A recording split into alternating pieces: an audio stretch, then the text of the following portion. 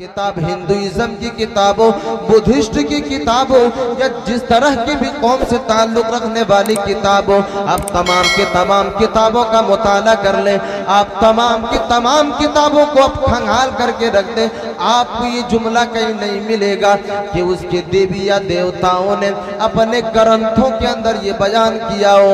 या अपने जो है इबादत करने वालों को, अपने परस्तिश करने वाले लोगों से ये कह रहा हो कि ऐ लोगों, ऐ दुनिया वालों, तुम मेरे सामने जो है जल को चढ़ाओ, तुम मेरे सामने जो है जल को चढ़ाओ और मेरे सामने सजदा करो, क्योंकि मैंने तुम्हें पैदा किया है। मेरे आजीज़ साथियों, दुनिया के अंदर जितने भी धार्मिक किताबें मौजूद हैं, किसी भी किताब के अंदर आपको ये जुमला नहीं मिलेगा, लेकिन कुरान मजीद के अंदर अल्लाह तबारक व तआला इस जुमले को इस्तेमाल कर रहा है। वजह ये है, अल्लाह तबारक व तआला ने इंसानों को मिट्टी से पैदा किया, अल्लाह तबारक व तआला ने इंसानों को अदम से वजूद बख्शा, और अल्लाह तबारक व तआला ने कुरान मजीद के अंदर बेबांगे दोहल ये ऐलान कर दिया, या अय्युहन नास उबुदू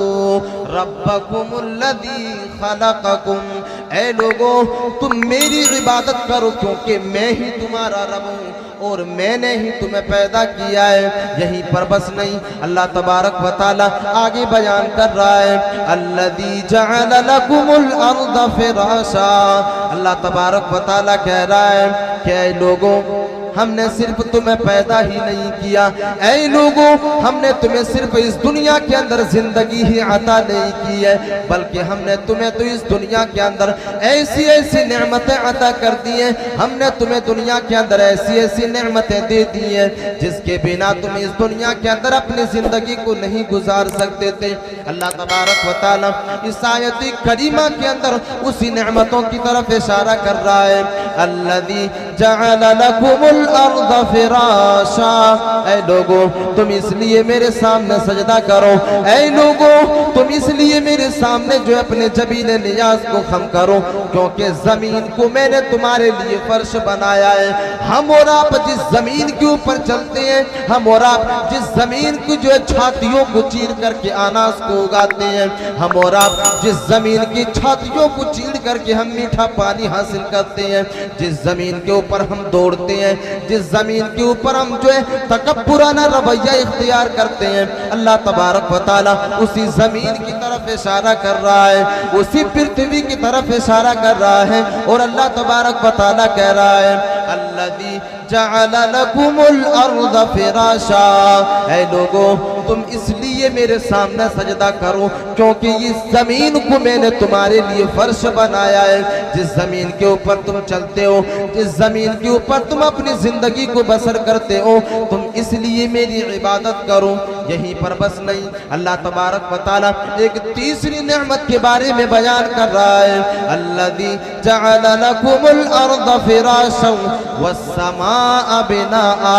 हमने तुम्हें जमीन भी अता किया, हमने तुम्हारे लिए जमीन को भी फर्श बनाया है और आसमान को तुम्हारे लिए छत बनाया है। तुम्हारे सर के ऊपर ये जो आसमान नजर आ रहा है, तुम्हारे सर के ऊपर ये जो है साहिबान की तरह आसमान नजर आ रहा है। अल्लाह तबारक व तआला कह रहा है कि हमने इस आसमान को भी तुम्हारे लिए छत बनाया है। यहीं पर बस नहीं, अल्लाह तबारक व तआला आगे बयान कर रहा है, अल्लज़ी जअल लकुमुल अर्द फिराशा वस्समाअ बिनाआ व अंज़ल मिनस समाइ माआ, ऐ लोगों जब तुम जमीन के अंदर बीज को डाल देते हो, जब तुम जमीन के अंदर अपनी फसलों को उगाने के लिए, पैदावार को हासिल करने के लिए, खाने वाली चीजों को हासिल करने के लिए, जब तुम जमीन की छातियों को चीर करके अनाज को बोते हो, उस वक्त तुम्हें बारिश की जरूरत पड़ती है, उस वक्त तुम्हें पानी की जरूरत पड़ती है। तुम्हें ऐसा महसूस होता है, तुम्हें ऐसा लगता है कि आसमान से अगर बारिश नाजिल न हुई तो हमारी फसलें बर्बाद हो सकती है, हमारी फसलें जो है नाकारगर साबित हो सकती है, हम अपनी जमीन से फसलों को हासिल नहीं कर सकते अगर अल्लाह तबारक व तआला ने आसमान से बारिश को नाजिल नहीं किया। अल्लाह तबारक व तआला उसी आसमान की बारिश की तरफ इशारा कर रहा है, व अंज़ल मिनस समाइ माआ, دنیا والوں تم اس لیے میری عبادت کرو کیونکہ ہم تمہارے لیے آسمان سے بارش کو نازل کرتے ہیں۔ اے لوگو ہم تمہاری ضرورت کے مطابق آسمان سے بارش کو نازل کرتے ہیں، اور جب ہم آسمان سے بارش کو نازل کر دیتے ہیں تمہاری فصلیں لہلہانے لگتی ہے، تمہاری فصلوں کے اندر پیداوار آ جاتا ہے اور تم اس سے رزق حاصل کرتے ہو اور اپنے لیے غذا بناتے ہو، اپنے لیے کھانے اور پینے کی سامان مہیا کرتے ہو۔ ذرا اندازہ لگائے اس آیت کریمہ کے اندر اللہ تبارک و تعالیٰ نے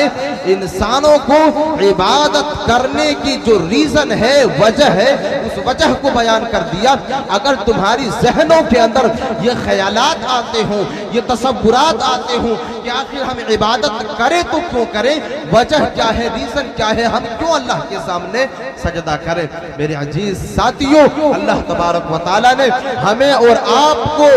جو نعمتیں عطا کی ہے، میرے عزیز ساتھیوں اگر ہم ان نعمتوں کو شمار کرنا چاہیں، گننا چاہیں تو میرے عزیز ساتھیوں وَإِن تَعُدُّوا نِعْمَةَ اللَّهِ لَا تُحْصُوهَا، ہم ان نعمتوں کو شمار نہیں کر سکتے، لیکن اللہ تبارک و تعالیٰ نے یہاں پر چند بڑی بڑی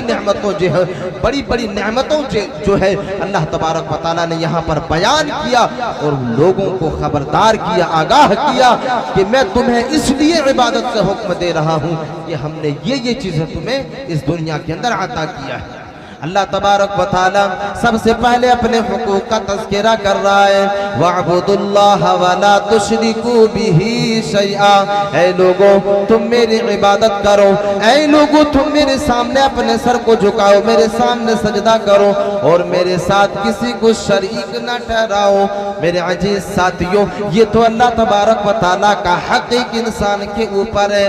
اللہ کے نبی صلی اللہ علیہ وسلم ایک مرتبہ حضرت معاذ بن جبل رضی اللہ تعالی عنہ سے سوال کرتے ہیں، پوچھتے ہیں کہ اے معاذ کیا تم جانتے ہو کہ اللہ تبارک و تعالی کا حق ایک انسان کے اوپر کیا ہے؟ اے معاذ کیا تم جانتے ہو کہ اللہ تبارک و تعالی کا حق ایک انسان کے اوپر کیا ہے؟ حضرت معاذ رضی اللہ تعالی عنہ اللہ کے نبی صلی اللہ علیہ وسلم سے کہتے ہیں کہ اللہ کے نبی اللہ اور اس کے رسول زیادہ بہتر جانتے ہیں۔ میرے عزیز ساتھیوں اللہ کے نبی صلی اللہ علیہ وسلم فرماتے ہیں کہ اللہ تبارک و تعالیٰ کا ایک انسان کے اوپر حق یہ ہے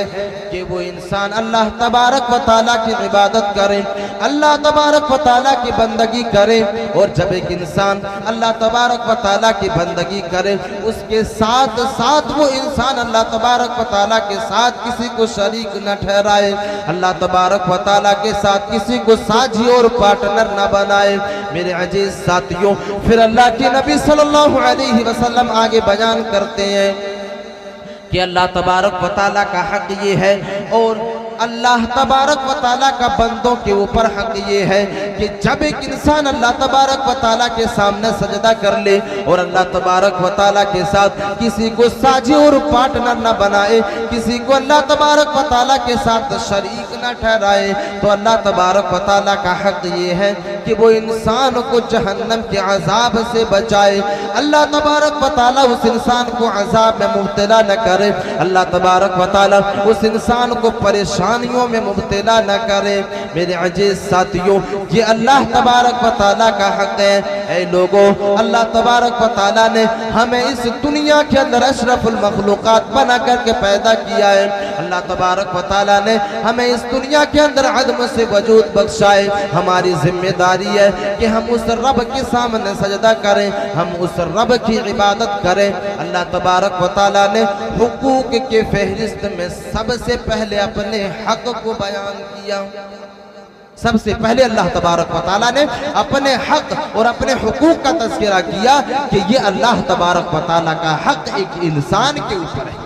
پھر اللہ تبارک و تعالیٰ اپنے حق کو بیان کرنے کے بعد فوراً والدین کے حقوق کا تذکرہ کر رہا ہے، وَاعْبُدُوا اللَّهَ وَلَا تُشْرِكُوا بِهِ شَيْئًا وَبِالْوَالِدَيْنِ إِحْسَانًا۔ اللہ تبارک و تعالیٰ والدین کے حقوق کا تذکرہ کر رہا ہے اور دنیا والے انسانوں سے کہہ رہا ہے کہ اے لوگوں جب تم میری بندگی سے فارغ ہو جاؤ، जब तुम मेरी इबादत से फारिग हो जाओ, जब तुम मस्जिद के अंदर आकर के मेरे सामने सजदा कर ले जाओ, अब तुम्हारे ऊपर जिम्मेदारी ये है कि तुम अपने वालिदैन के साथ हुस्न सुलूक करो, अपने माँ बाप के साथ अच्छा बर्ताव करो, अपने माँ बाप के साथ। আসসালামু আলাইকুম বন্ধুরা, আপনার জন্য ভালো ভালো আজ বানার লেগেন কম্পিউটার থেকে এডিট করছি, কম্পিউটার থেকে বানাচ্ছি, মেলায় টাইম লাগছে, খুব মেহনত করছি। একটা লাইক করেন আর সাবস্ক্রাইব করেন ডেইলি ভালো ভালো ওয়াজ শোনার জন্য। সব চ্যানেলের থেকে আমার চ্যানেলের ওয়াজ খুব ভালো থাকছে। মেলায় টাইম লাগিয়ে কম্পিউটার থেকে এডিট করছি, অটো টিউনার ডালছি আর আওয়াজটাকে ক্লিয়ার করছি স্টুডিওর মতন। তো আপনারা লাইক করেন ডেইলি ডেইলি ভালো ভালো জালসা শোনার জন্য। কম্পিউটার থেকে এডিট করব ডেইলি, খুব ভালো হবে আওয়াজ। इंसान के बारे में बददुआ करते हैं जिस इंसान ने इस दुनिया के अंदर अपने माँ बाप की नाफरमानी किया हो, अपने माँ बाप के साथ जो है गलत सलूक किया हो, अपने माँ बाप की नाफरमानी किया हो, अपने माँ बाप के साथ हुस्न सलूक ना किया हो, अल्लाह की नबी सल्लल्लाहु अलैहि वसल्लम फरमाते हैं कि उस इंसान के लिए तबाही हो, उस इंसान के लिए बर्बादी हो, और उस इंसान की नाक खाक आलूद हो, तबाही हो, बर्बादी हो। जिस इंसान को इस दुनिया के अंदर वालिदैन की शक्ल में उसके माँ बाप मिले और माँ बाप की खिदमत करके अपने आप को जन्नत का मुस्तहिक न बना सका, माँ बाप उसे इस दुनिया के अंदर मिल जाने के बाद बुढ़ापे की उम्र में अपने माँ बाप को पा लेने के बाद, अपनी माँ को पा लेने के बाद, अपने बाप को पा लेने के बाद एक इंसान अपनी माँ की खिदमत कर लेने के बाद वो इंसान अपने आप को जन्नत का मुस्तहिक न बना सका, अपने आप के लिए जहन्नम में अपने लिए महल तामीर न करवा सका। अल्लाह के नबी सल्लल्लाहु अलैहि वसल्लम फरमाते हैं कि उस इंसान के लिए बर्बादी है, उस इंसान के लिए तबाही है। मेरे अजीज साथियों, अंदाजा लगाएं, अल्लाह के नबी सल्लल्लाहु अलैहि वसल्लम इस हदीस के अंदर एक ऐसे इंसान के लिए बद्दुआ कर रहे हैं, एक ऐसे इंसान के लिए बद्दुआ कर रहे हैं जो इंसान अपने माँ बाप का नाफरमान है, अपने वालिदैन के साथ हुस्न सुलूक नहीं करता है। जो इंसान अपने वालिदैन के साथ हुस्न सुलूक नहीं करता, अल्लाह तबारक व तआला के आखिरी नबी जनाब मुहम्मदुर रसूलुल्लाह ने उस इंसान के लिए तबाही और बर्बादी की बद्दुआ की। मेरे अजीज साथियों, एक दूसरे आयत करीमा के अंदर अल्लाह तबारक व तआला ने माँ बाप के हुकूक का तज़किरा यूं कर रहा है, वक़ज़ा रब्बुका अल्ला तअबुदू। ऐ दुनिया वाले लोगों, तेरे रब ने ये फैसला कर दिया है, वक़ज़ा रब्बुका अल्ला तअबुदू, तेरे रब ने ये फैसला तुम्हारे ऊपर नाफिज कर दिया है कि तुम उसी अल्लाह तबारक व तआला के सामने सर को झुकाओ। वक़ज़ा रब्बुका अल्ला तअबुदू इल्ला इय्याहु व बिल वालिदैनि इहसाना, और उस अल्लाह तबारक व तआला के साथ किसी को साझी और पार्टनर न बनाओ, और अपने वालिदैन के साथ हुस्न सुलूक करो। यहाँ पर भी अल्लाह तबारक व तआला अपनी बंदगी के फौरन बाद